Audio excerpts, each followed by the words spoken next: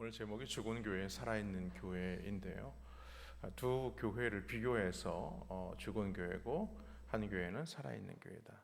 즉 사대 교회는 죽은 교회고 빌라델비아 교회는 살아있는 교회다. 이 말씀입니다.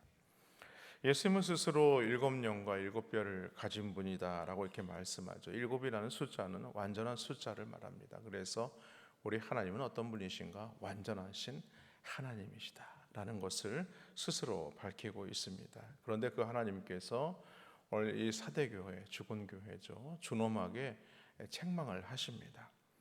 요한계시록의 7교회 중에 예수님으로부터 책망받은 교회 두 교회가 있습니다.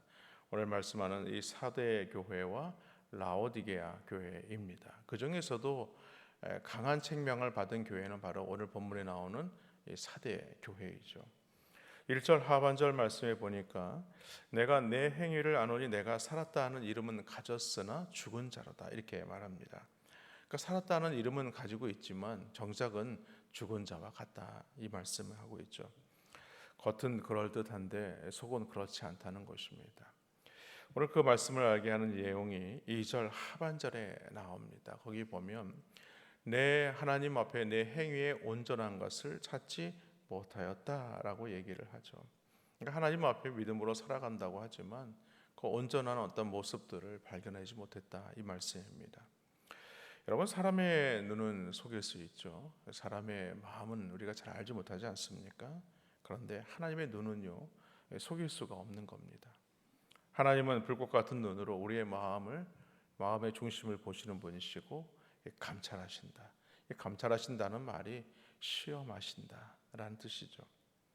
사실 사대교회가 주님으로부터 책망받게 된 두 가지 이유가 있었습니다.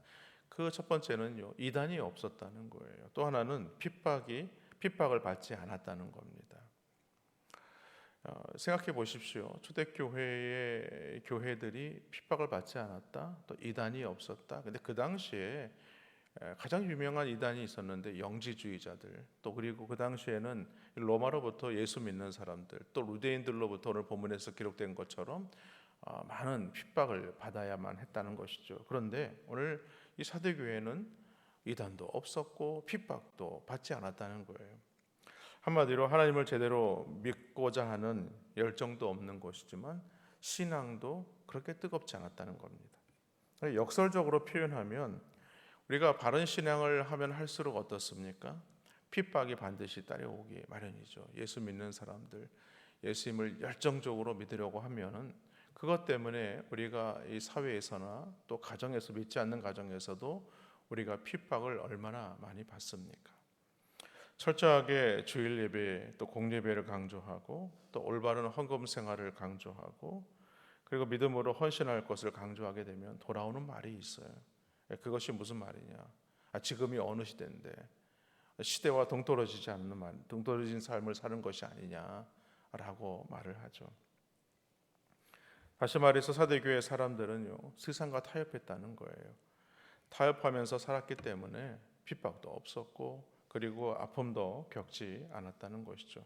그래서 예수님의 평가는 뭐냐? 살았다는 이름은 있지만 정작은 죽은 자다. 이렇게 말씀합니다. 우리가 세상 말에도 그런 말이 있지 않습니까? 산송장이다 라는 말이 있어요. 그러니까 무기력해서 아무것도 하지 않는 그런 모습을 볼 때 우리는 산송장과 같다 이렇게 말하죠. 신앙생활에도 이런 위기가 찾아올 수 있습니다. 영적인 탈진 상태에 빠지게 되면 어떻게 되는가? 판단력을 상실하게 되죠. 그래서 무엇을 해야 올바른 신앙인지, 그것이 그런 신앙인지를 전혀 분별을 못해요. 오늘 4절 말씀 보십시오. 그러나 사대에 그 옷을 더럽히지 아니한 몇 명이 내게 있어 흰 옷을 입고 나와 함께 다니리니 그들은 합당한 자인 영고다라고 이렇게 얘기합니다. 여기 보면 흰옷을 입고라고 얘기하죠. 이 흰옷이라는 것은요, 주님 앞에 깨끗함과 순결함, 정결함을 말하는 것입니다.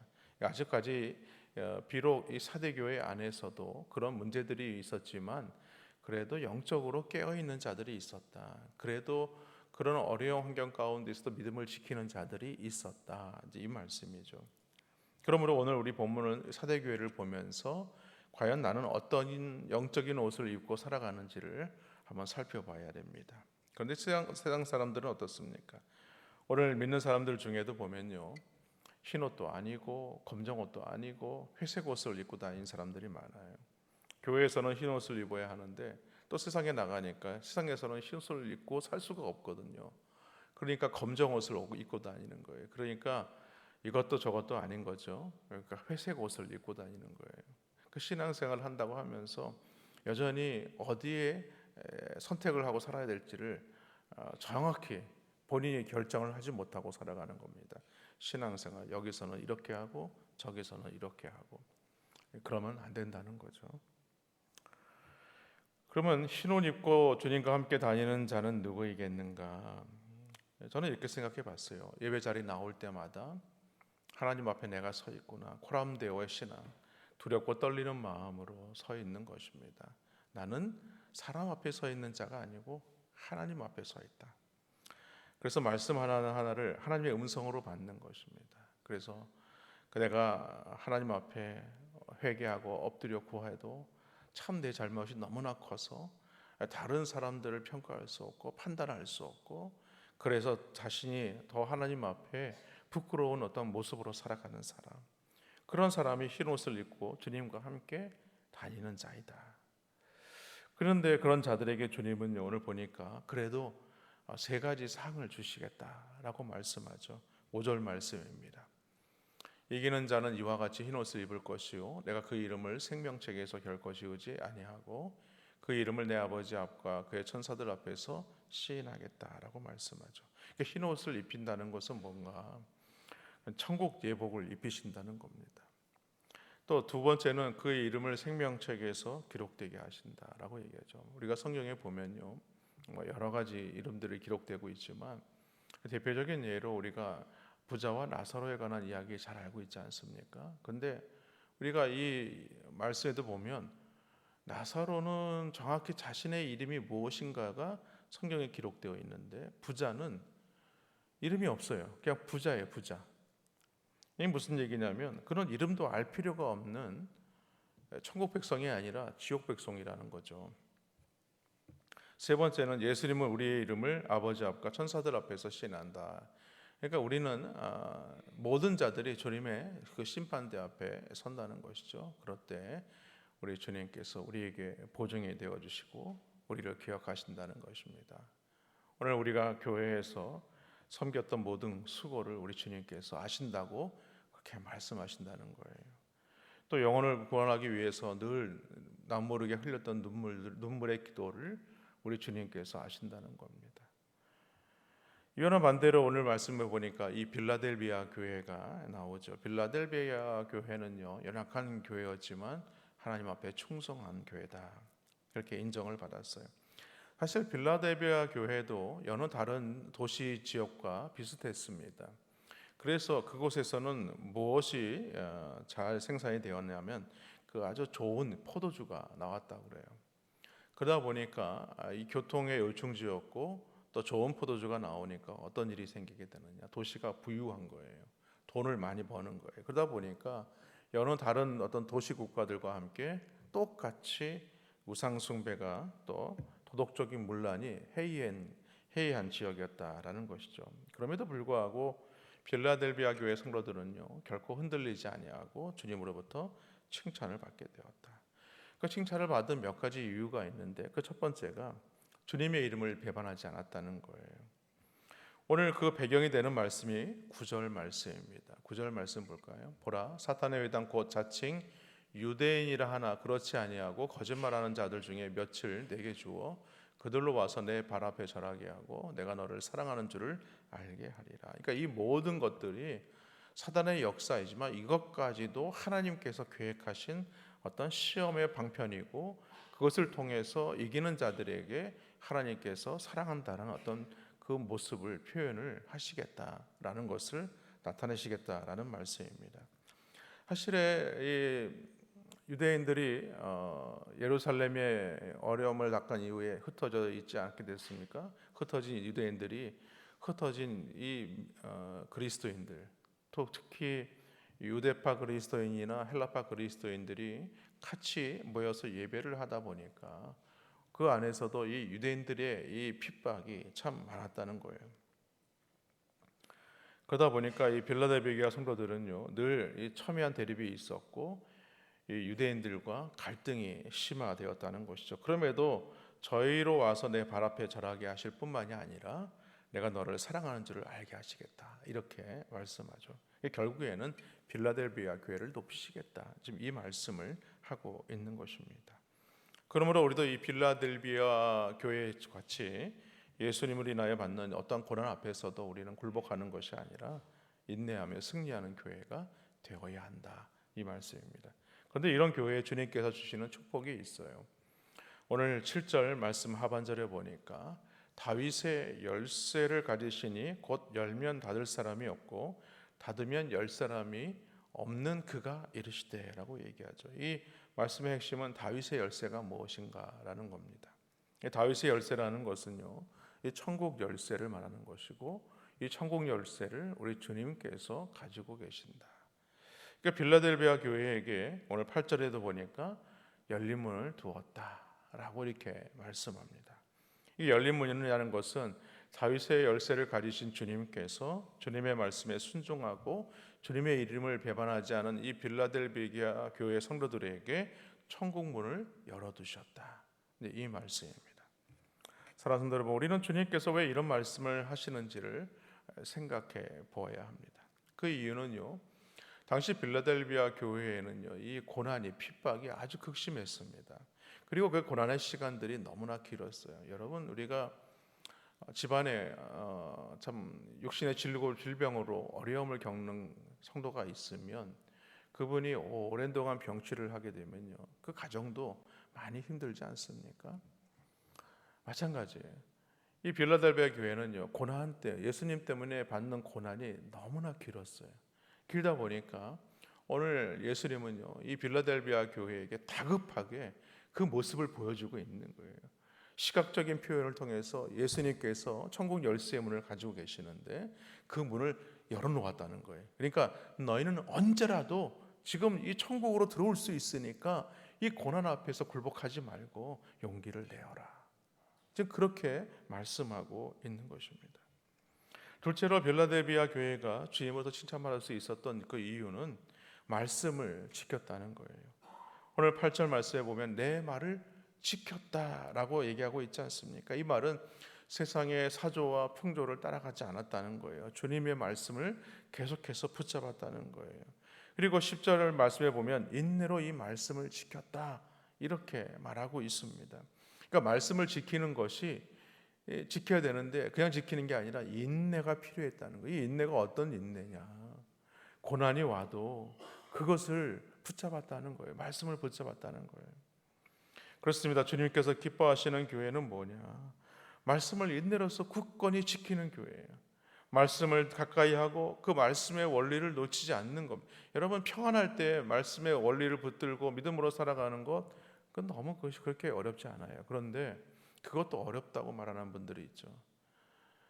그런데 고난 중에서 말씀의 원리를 붙들고 살아간다, 말씀을 굳건히 붙들고 살아간다, 말씀을 지킨다, 이것이 너무 어려운 일이죠. 그리고 그 인내의 말씀이 뭐냐? 그 인내의 말씀이 바로 예수 그리스도의 십자가와 부활에 대한 복음이라는 거예요. 예수님께서 죄의 문제를 해결하시기 위해서 육신의 몸을 입으시고 이 땅에 오셨다는 거예요. 그리고 우리의 죄를 대신해서 십자가에 못 박혀 죽으셨고 사흘 만에 다시 부활하셨고 또 하나님께서 승천하셔서 주님께서 그 하나님 보좌 우편에 앉아 계신다. 그러 저리로서 저를 믿는 자마다 구원을 허락해 주신다 라는 것이 바로 예수 그리스도의 십자가와 부활에 대한 복음이라는 거예요. 그래서 주님은 11절에서 위로의 말씀을 선포합니다. 내가 속히 오리니 내가 가진 것을 굳게 잡아 아무도 내 면류관을 빼앗지 못하게 하라. 여기 보면요, 내 면류관을 빼앗지 못하게 하라라고, 이 얘기는 무엇이겠습니까? 너의 면류관을 빼앗길 수 있다, 지금 이 얘기를 하고 있는 겁니다. 근데 여기서 이 빌라델비아 성도들에게 위로가 되는 것은요, 내가 속히 오겠다, 이 말씀이죠. 그러니까 현재 그들이 당하는 이 고난의 시간들이 길지만 그러나 조금만 참아라. 내가 이제 빨리 올 거야. 내가 빨리 재림의 주로 올 거니까 너희들 걱정하지 마라. 지금 이 말씀을 하고 있는 것입니다. 다시 말해서 내 면류관을 빼앗지 못하게 하라는 것은요, 어느 누구도 그 구원을 빼앗지 못하게 하라. 지금 이 말을 하고 있는 겁니다.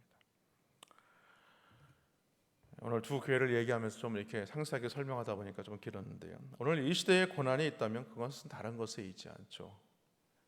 그것은 바로 너무 편하게 신앙생활을 하는 겁니다. 누가 뭘 할 사람도 없고요.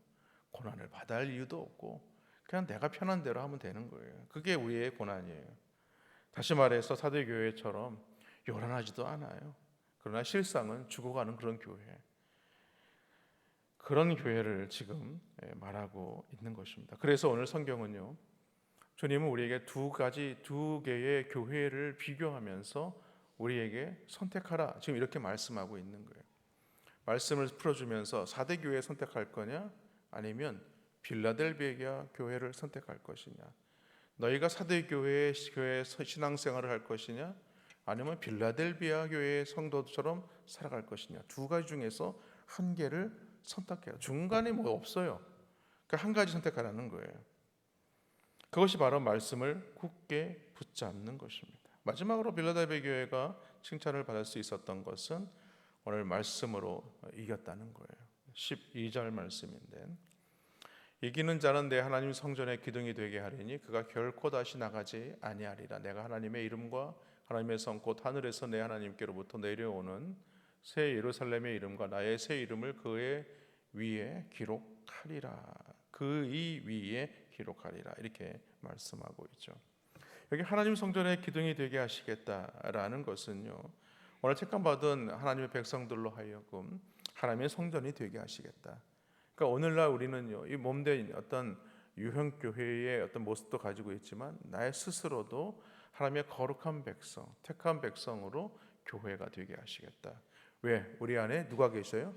주님이 이곳에 계신 것처럼 성령님이 우리 안에 거주하고 내주하고 계시기 때문이라는 거예요. 그러면서 오늘 주님께서 성전이 되는 성도들을 이 건물에 비유한 이유가 있습니다. 그것은 뭐냐면 이 빌라델비아 교회가 주 17년에 큰 지진이 있었습니다. 그것의 지진 때문에 모든 건물들이 다 무너졌다는 거예요. 근데 그 중에 신전 중에 그 신전에 받치고 있는 이 기둥만은 무너지지 않았다는 것이죠. 그것을 시각적인 눈으로 빌라델비아 교회 성도들에게 보게 하신 거죠. 시각적인 어떤 효과라는 것이죠. 그것을 보면서 너희는 성전의 기둥처럼 결코 무너지지 않게 하시겠다, 지켜주시겠다, 이렇게 말씀하고 있는 것입니다. 그 기둥의 이름이 새겨졌다라고 얘기를 하죠. 그 하나님의 이름, 새 예루살렘의 이름, 예수님의 새 이름입니다. 이것은 하나님의 거룩한 소유된 백성이 되게 하시겠다, 이 말씀을 합니다. 건물을 세울 때 건물 앞에 보면요, 이렇게 동판으로 만듭니다. 동판으로 보면 어느 건설사, 시공사, 그리고 이와 함께 여러 사람들의 이름들이 기록되고 있지 않습니까? 그렇게처럼 오늘 그 이름을 새겨놓겠다라고 지금 말씀합니다. 말씀을 정리하겠습니다. 여러분, 오늘날 많은 사람들의 교회를 평가할 때에 그 평가의 기준을 어떤 교회가 어떤 위치에 있느냐, 또 어떤 성도들의 숫자가 과연 몇 명이나 되느냐, 그리고 그 교회의 주를 이루고 있는 사람들의 신분이 어떤 자들인가 라는 것으로 평가를 합니다. 그러나 예수님의 평가는 전혀 다른 것에 있다. 그것은 무엇인가? 주님을 향한 그 믿음과 그 열정이 있느냐는 거예요. 과연 주님의 말씀을 붙잡고 순종하며 살아가고 있느냐는 겁니다. 그것이 바로 주님의 평가입니다. 바라기는 오늘 성전의 기둥처럼 결코 유동하지 아니하고 어떠한 환경과 고난과 핍박 가운데 있다 할지라도 그 믿음을 잃지 않는 우리 더사람 교회 모든 성도님들 되시기를 주님의 이름으로 간절히 축원합니다.